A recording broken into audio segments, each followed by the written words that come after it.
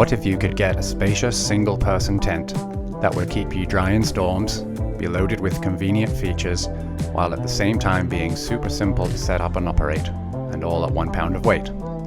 Those are the claims the Durston X-Mid Pro 1 makes. This video is my initial review and thoughts on how the tent stacks up against the hype. Last year, Dan Durston came out with his X-Mid Pro 2, and I considered buying it, but when I found out that he was working on a single-person version of the same tent, I held my fire. Upon its release date, I was on the Durston Gear website feverishly clicking refresh until the Add to Cart button went live, and immediately got my order in. Not a minute too soon, it turns out, because shortly afterwards the site crashed, and then within the next few hours the initial production run was sold out. There are reasons why Durston Gear is so highly rated, foremost of which are the engineering and attention to detail that goes into each model. Until now, I've been a Z-Pax Ultraplex user. I'll have another video soon specifically comparing the Durston X-Mid Pro 1 with the Z-Pax Ultraplex, which is a close competitor, so subscribe to be notified when that video comes out. After pitching this tent, I found out that there are pitching instructions and a video on the Durston Gear website, which I didn't read or watch before pitching. Nonetheless, the pitch was simple enough that even a first-timer like myself can get it set up with no problems. While you watch me messing around, I'll go over some of the specifications of the tent. If there's anything I don't cover here that you'd like to know, please drop a comment below and I'll be glad to answer. By now, everyone knows what Dyneema Composite Fabric, or DCF, is, but just in case, it's an extremely lightweight waterproof fabric which is used extensively in ultralight hiking gear. It's also extremely expensive. The tent upper is constructed of 0.55 ounce per square yard DCF with bonded seams all round. The use of DCF is what differentiates the X-Mid Pro line of tents from regular X-Mids, makes them significantly lighter, and also what accounts for their price, which is $600. When pitching the tent, 2 upright supports are required, which can either be trekking poles or tent poles. If you hike with only 1 trekking pole like I do, Durston Gear sells a tent pole which is currently out of stock, so I've borrowed a trekking pole for this video. The tent pitches to about 45 inches high and on the ground covers a rectangular area of about 9 feet by 6 feet, depending on where you put the tent stakes.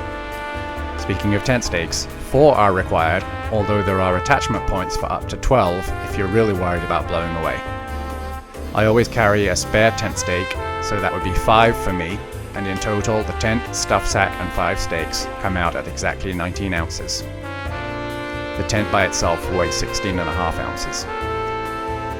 The X-Mid Pro 1 packs down into its stuff sack to about 4 inches by 12 inches long and easily stores horizontally in a backpack. Inside the tent, the bathtub floor is a 15 denier nylon coated with polyether urethane and silicone. The floor measures 30 inches wide by 90 inches long. Typically, tall hikers have had to purchase 2-person tents and sleep diagonally. This tent changes that, because the interior is actually oriented diagonally inside the outer rectangle footprint of the tent. This clever use of geometry maximizes the available space, and the interior really feels quite roomy. I'll have another video coming out soon on tents for tall people, so keep an eye out for that and subscribe to be notified of all new videos.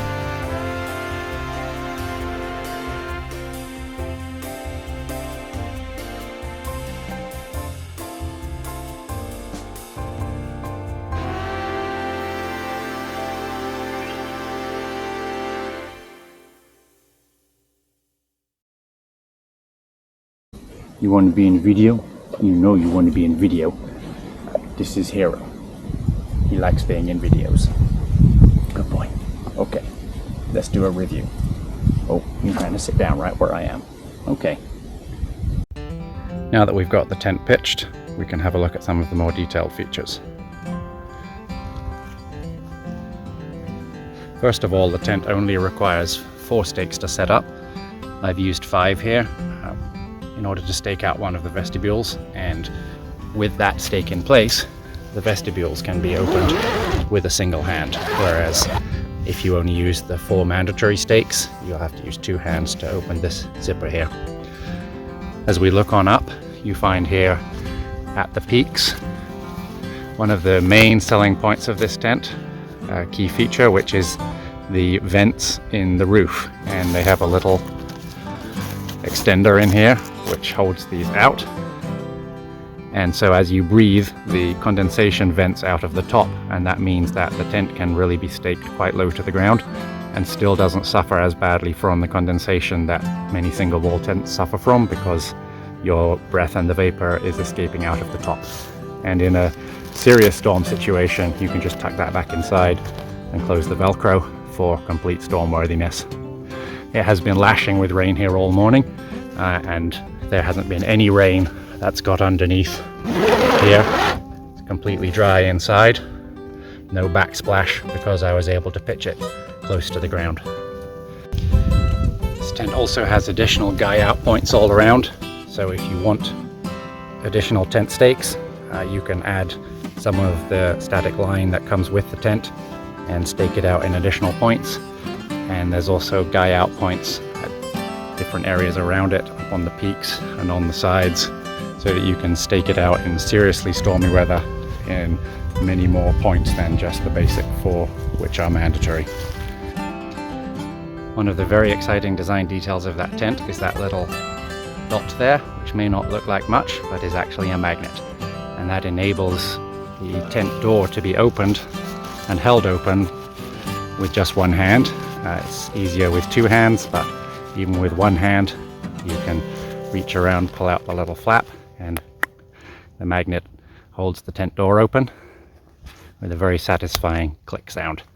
Makes it very easy to get in and out, even in the night. If it gets warm in the summer, you can clip that open. If it gets cold, you can pull it down with just 1 hand without having to try and undo toggles when you're half asleep. The way the vestibules are set up gives ample storage space. You can get backpacks, shoes, anything you need into the vestibules without having to bring them into your tent with you, and they stay dry at night.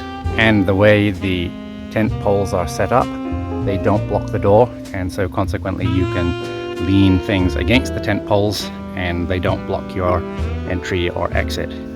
The zippers on the screens can be opened and closed with 1 hand.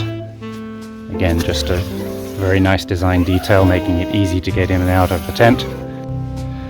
And now come on inside with me and let's look at some of the features inside this tent.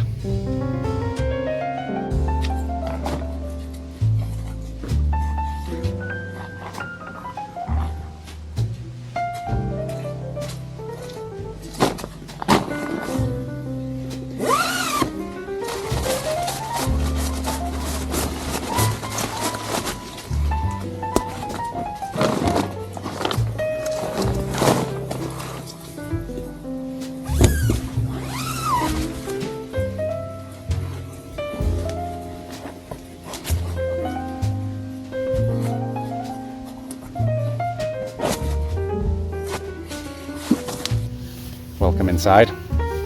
There's loads of headroom in this tent.